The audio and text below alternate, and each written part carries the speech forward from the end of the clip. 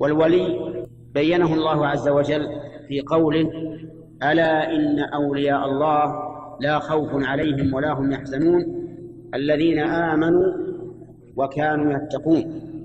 هؤلاء هم أولياء الله الذين آمنوا، يعني حققوا الإيمان في قلوبهم بكل ما يجب الإيمان به، وكانوا يتقون حققوا العمل الصالح بجوارحهم، فاتقوا جميع المحارم من ترك الواجبات أو فعل المحرمات، فهم جمعوا بين صلاح الباطن بالإيمان وصلاح الظاهر بالتقوى.